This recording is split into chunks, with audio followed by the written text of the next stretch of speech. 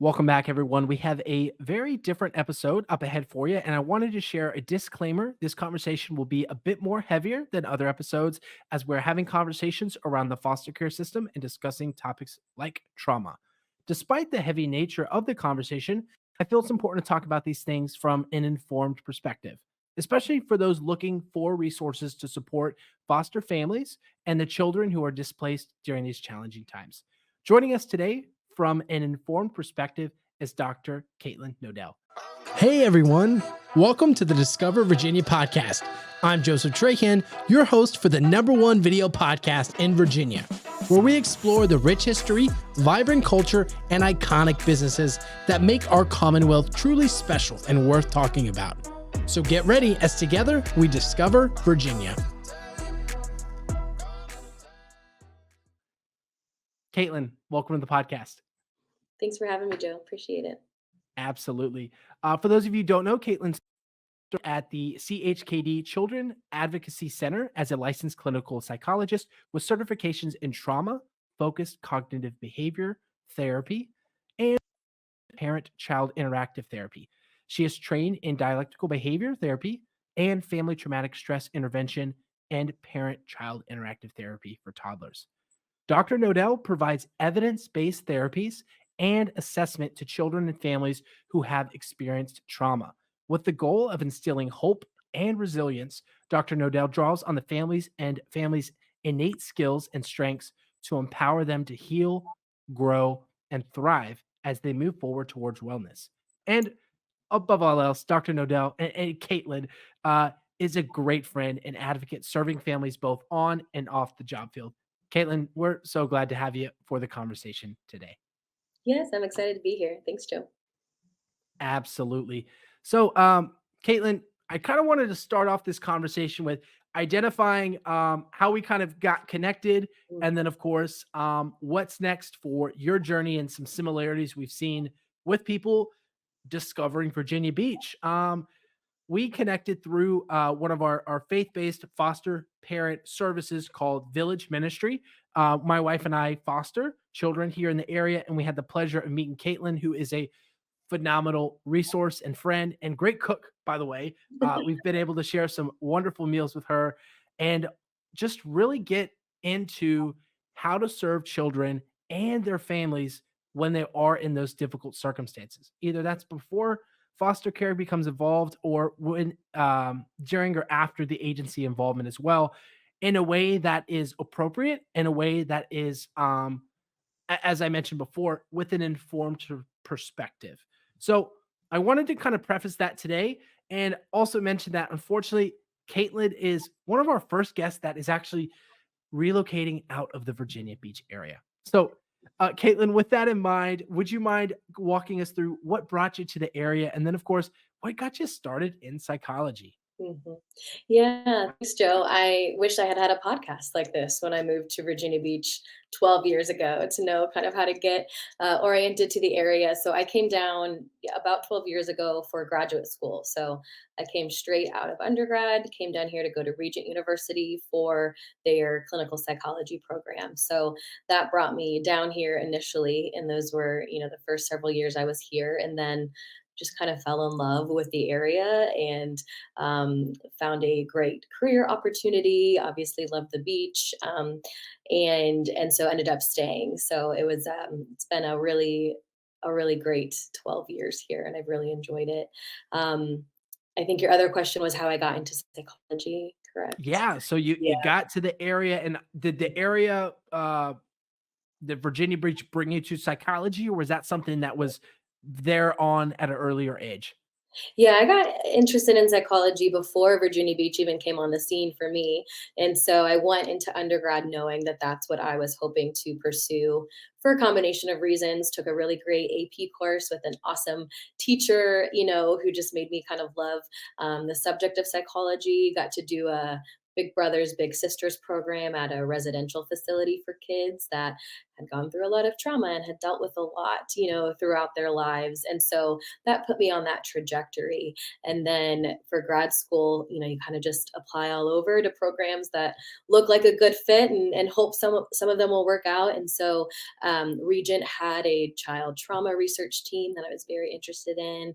Being from Ohio and that landlocked, state, I was excited about the beach, but just excited about the opportunities that the program at Regent had in terms of that child trauma research area.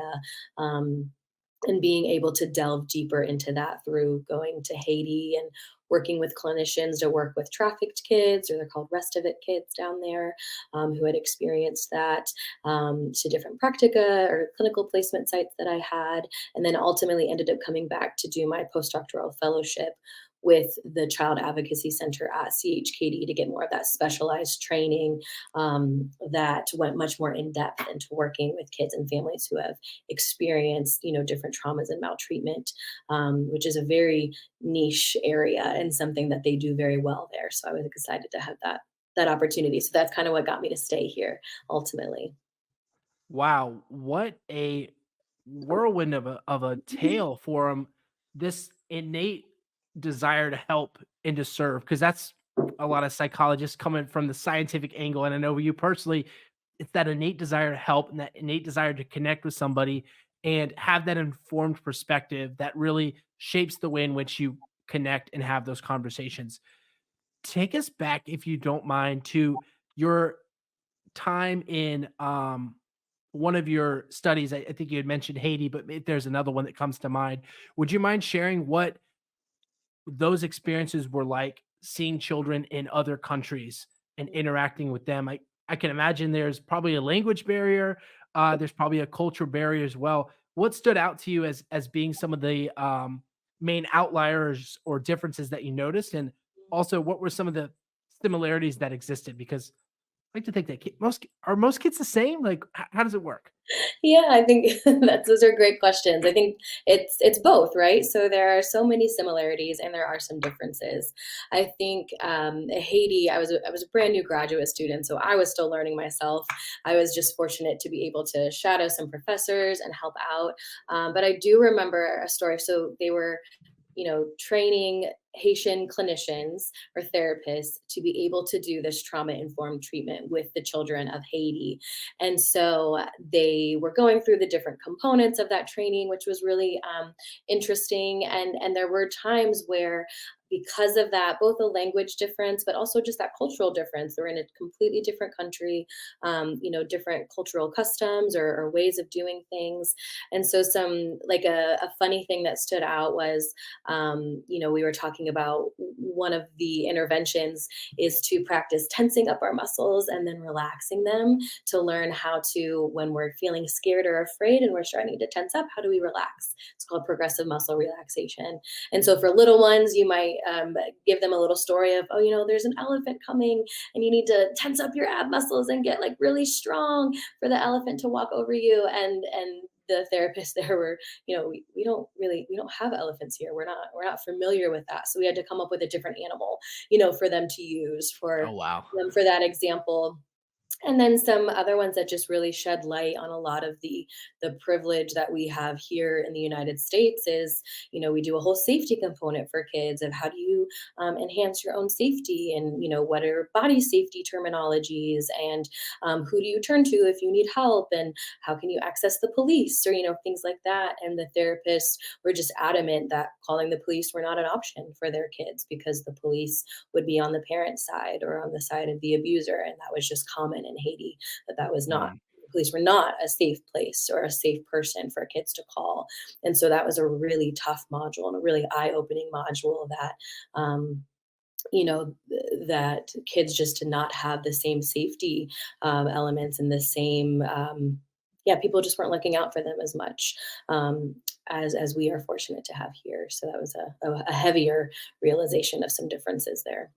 Wow, absolutely. I mean, it's just interesting who our safety community members are, and a lot of times it's not the same way for different parts of the country or other countries as well.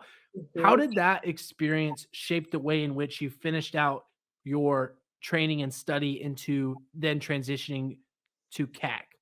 Like, Mm, what was that process like? Because I'm sure anyone that's been to college, and if you haven't been to college, I mean, that's great too, because there's a lot of life experience that you can learn along the way. Um, but when we start off those journeys, I'm sure we have ideas or views, whether that's a college or an externship or a job, where we think it's going to be a certain way. And then certain things happen that will forever shift the way in which we view them. Are there like what happened after that? mm. Yeah, I think, a lot of getting experience in the clinical world, actually getting out there, doing treatments, interacting more with clients in the community, it really opens up your eyes to that. I know very little. I am at this point an expert, or a growing expert, in the world of psychology and trauma. But everyone who walks into my therapy space is going to be their own unique individual with their own experiences, and they are the expert on themselves. And I think that trip to Haiti really started that journey. And it's a continual journey of recognizing where my knowledge and expertise, like what the limits on that are, and how I need to really be a forever learner, and be able to sit and listen and learn and empathize with individuals that I have no idea where they're coming from or what their experience with the world or are even, we may both live in Virginia Beach and we may have a very different experience of the city of Virginia Beach than someone else. So I think that journey really started in Haiti. It continues to today, but we can't ever make assumptions. We may know good ways of doing things. We may have a solid theoretical foundation, but there's always stuff to learn, and there's always going to be circumstances and people that we've got to adjust for, and we have to make adjustments for. Absolutely. And not just the changing for the sake of change, but changing for the sake of being informed and helping uh, individuals whose lives are not their own in a lot of ways, and transitioning to the Virginia Beach side now as well. For those of you who are trying to wondering how this connects here, Virginia Beach, has many opportunities for growth and excelling, and part of that is an opportunity for us to have conversations about that as well. Because at the end of the day, I'd love for everybody to discover Virginia Beach, regardless of if they came from a one-parent household, a foster care household, or what have you. And it's appropriate to have those informed conversations from a professional. And Caitlin, I really appreciate you sharing your experience and also mentioning again you are a child psychologist, you're a doctorate, you have a doctorate, excuse me, and you have performed several extra layers of certifications to really solidify your credibility within your industry and niche. I'm curious for you when it comes to the application here in the Virginia Beach area. Would you mind walking us through an average day? Because I know you're not currently with them any longer, but during your time at CAC, what was an average day like, and what type of experiences did the children likely have when you were meeting and being introduced to them? Mhm. Yeah, I one of the reasons I loved the Child Advocacy Center was because there was such a variety of responsibilities and opportunities. And so just for anyone who's, maybe not familiar with a Child Advocacy Center, it is a Child Advocacy Center. They have them all across the country, and they're accredited by the National Children's Alliance. And they were really created to make sure that when kids or adolescents and their families had experienced trauma, maltreatment, abuse, that they had an advocate, really, a place to go that was child friendly, that was well versed in child and trauma treatment, and so that whole experience that was already incredibly scary, incredibly difficult, could be as supportive and less re-traumatizing as possible. And so the child advocacy centers have a multidisciplinary model. We are super fortunate here. In Virginia Beach and Norfolk, where the Child Advocacy Center is located. through the Children's Hospital. We are super fortunate that it has all the different disciplines. We get incredible support from CHKD, from different grant fundings, from different community grant fundings, so that when kids have disclosed abuse or trauma, they come to the CAC, they can get a forensic interview from highly trained child experts in forensic interviewing. A lot of times, the local police officers, Child Protective Services, even Homeland Security or the FBI will use our facilities because they know how well trained and child developmentally aware, our forensic interviewers are. So they can come get that. They can come get a medical to either collect forensic evidence or just to ensure that the child's body is safe and to provide reassurance that they are okay, that their body is okay, and then they can also receive mental health services there. And so whether that's assessment or therapy, or even to just do a quick intake to say, hey, it looks like you're doing really well. You have the supports you need. You're doing okay.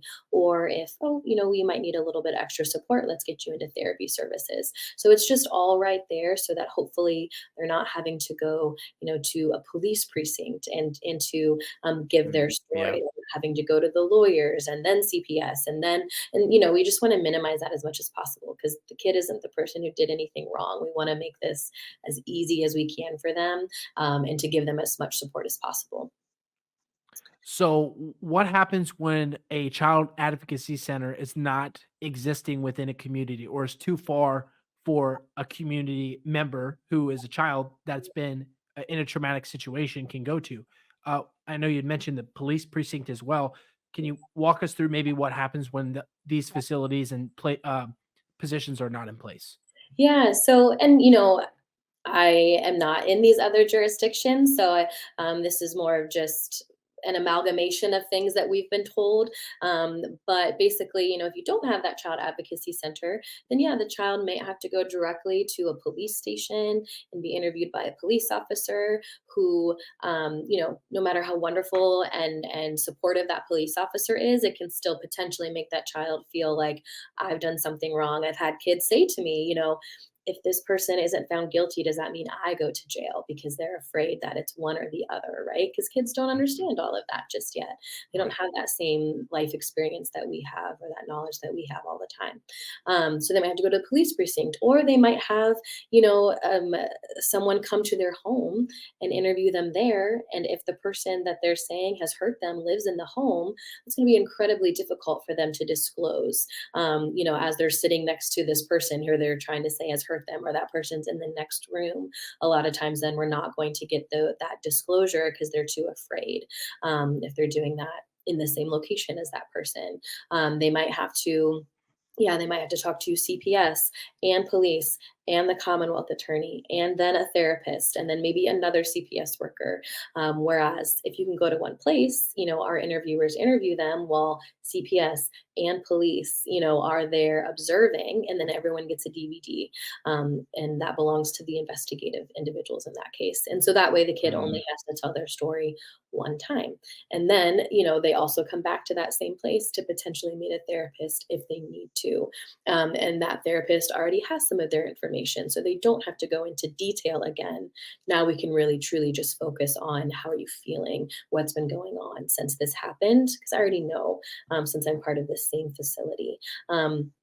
And so it just really minimized the number of times this child is having to recount this trauma before they've gotten the support or the therapy that they might need to be able to do that in a safe and calm and healthy way. And it can just hopefully be a little bit less scary. It's already intimidating to talk about these really vulnerable personal things to a bunch of adults that you don't know. If we can do that in a supportive, child friendly, one time stop, that's really the goal.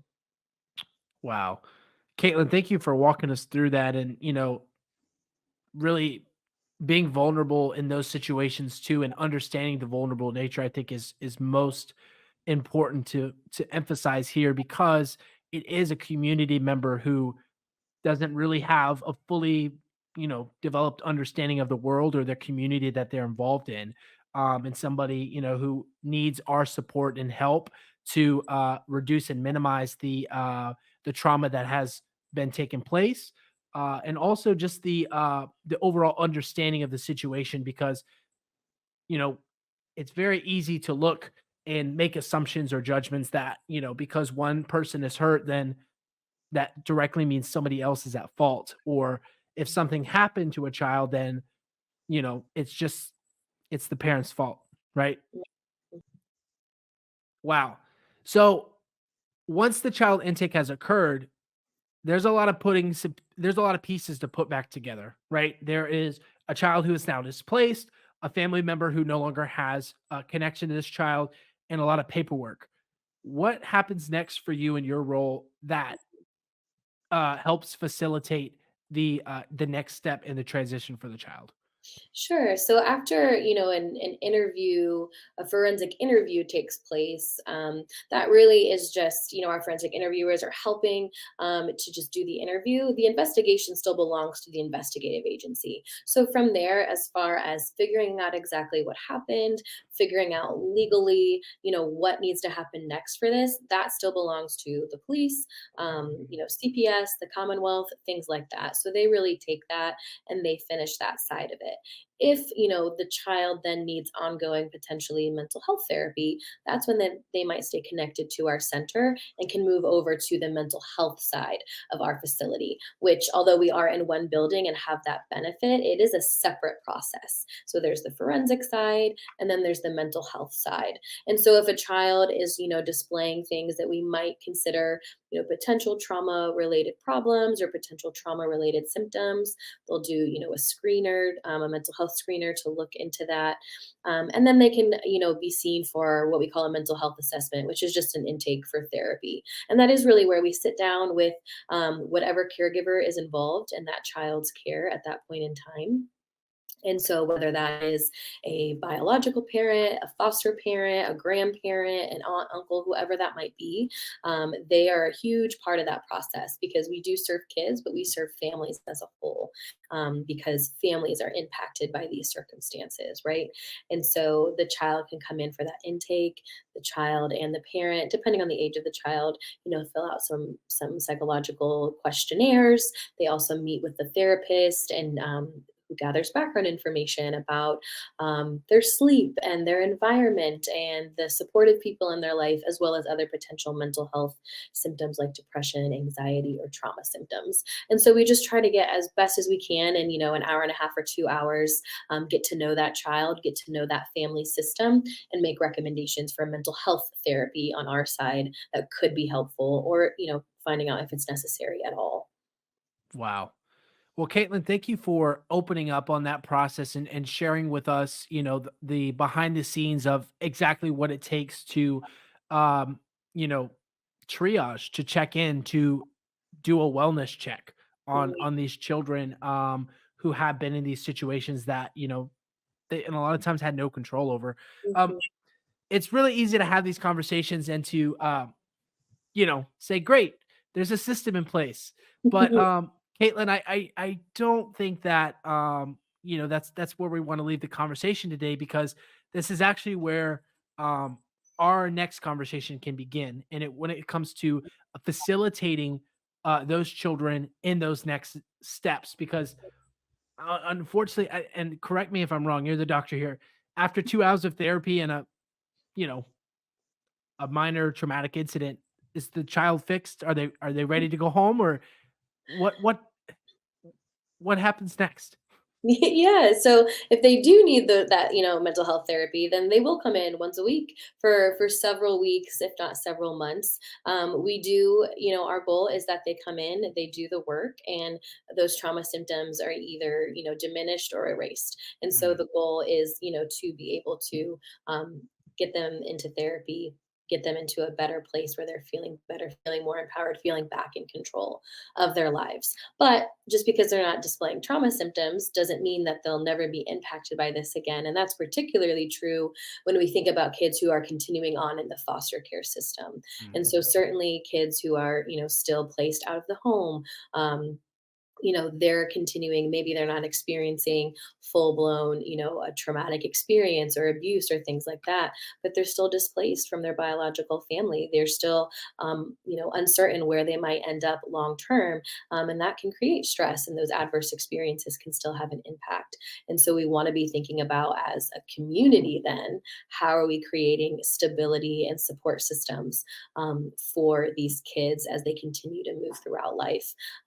The goal is always reunification with that biological family if possible. So we also want to be thinking about, as a community, how are we supporting the biological families? How are we supporting foster families as they give a safe place to these kids while things get worked out? So there's just so many different things as a community to be considering besides just mental health therapy. That's just one small component.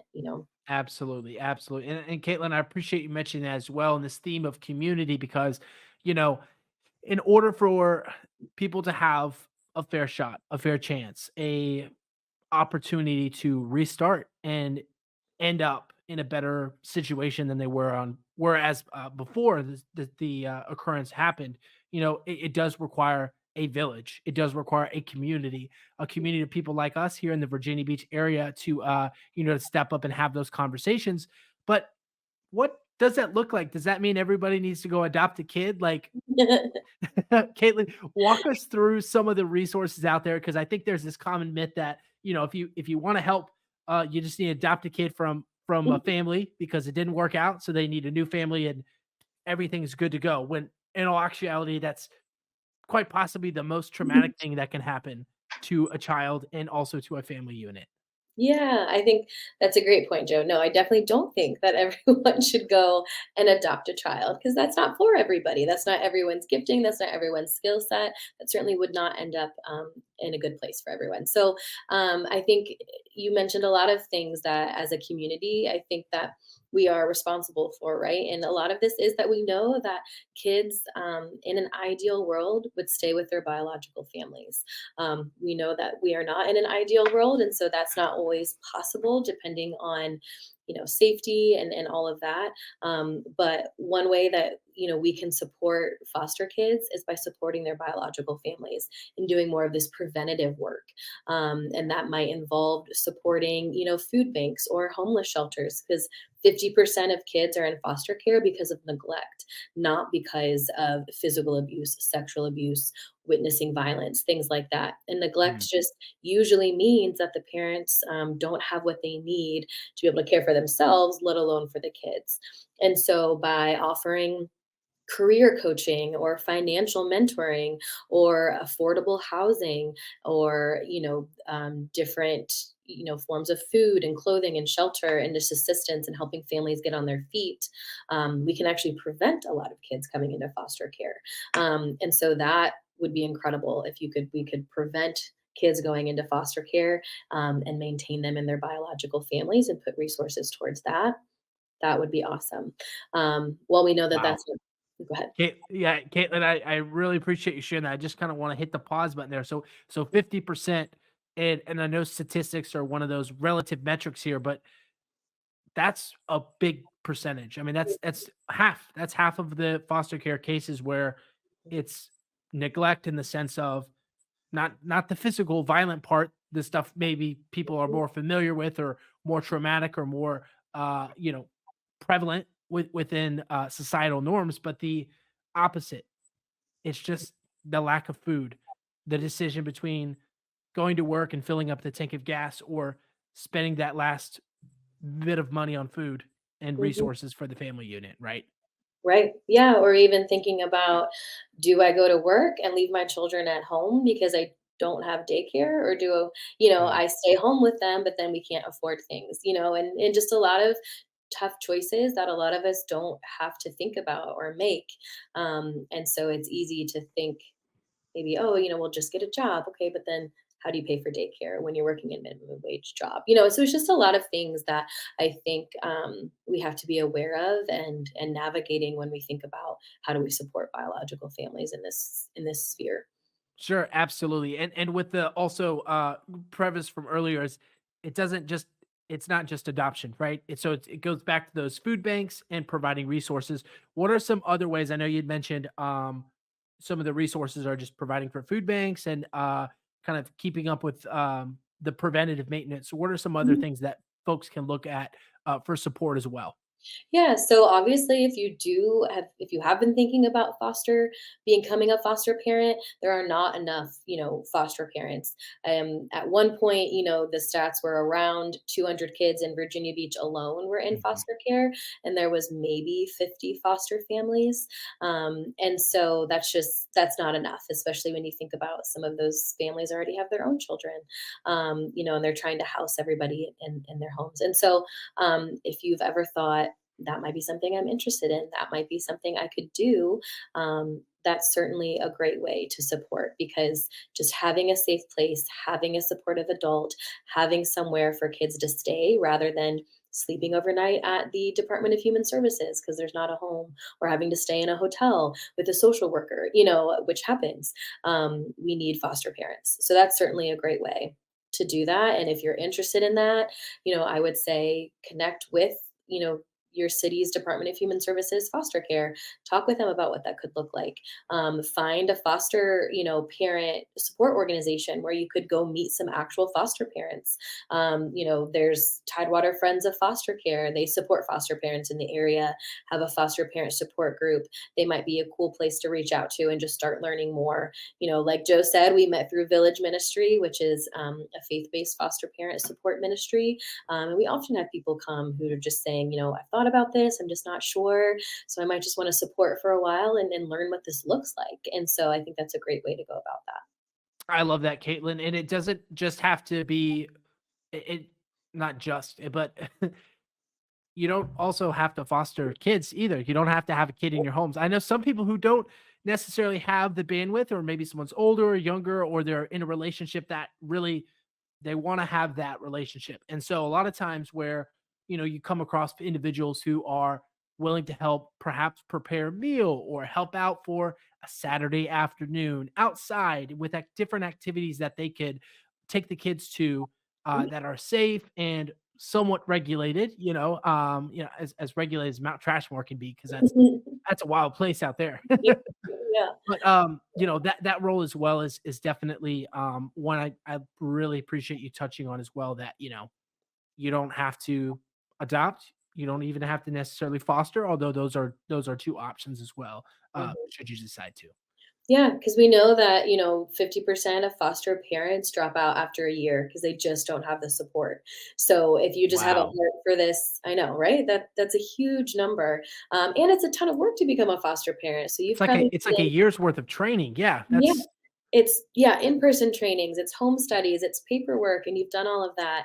And now you're just so worn out because you don't feel like you have the support you need that you have to quit. And so if you're just someone who again has a heart for this but isn't at a space where you feel like you can have a child in your own home, then yeah, offer to bring meals. Or if you have a personal relationship, with a foster parent, you can offer to help with babysitting or transportation. A lot of times foster kids have a ton of appointments that they have to go to.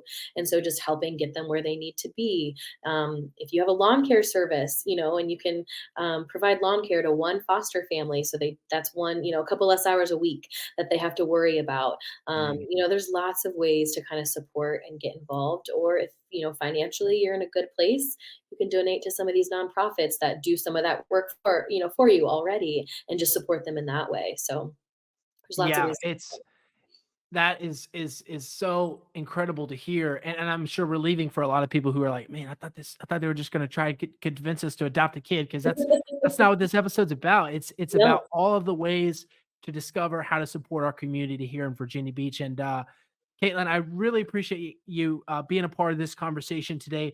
As we wrap up and look to the future, um, we're gonna miss you. First off, the future that you have on the horizon, discovering your next adventure, but also that possible next adventure or that next discovery for an individual who is looking to take a next step and you know maybe want to be a part of this community of service. Where do you say is like the first step that they should take Mm. if they are looking to begin the process of being a part of the foster care support community? Yeah, I love that question. And so I would just name a couple of things. The first thing I would do is check out Virginia Kids Belong. So, Virginia Kids Belong is a statewide organization, and they are foster care advocates. They have a pulse on what Virginia foster care needs. And so, you can get a lot of information, a lot of resources from Virginia Kids Belong. So, I think that's a great one.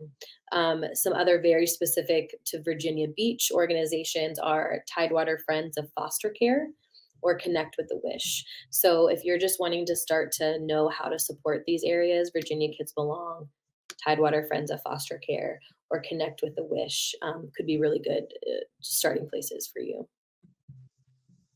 Perfect. And I'll include those links in the show notes down below.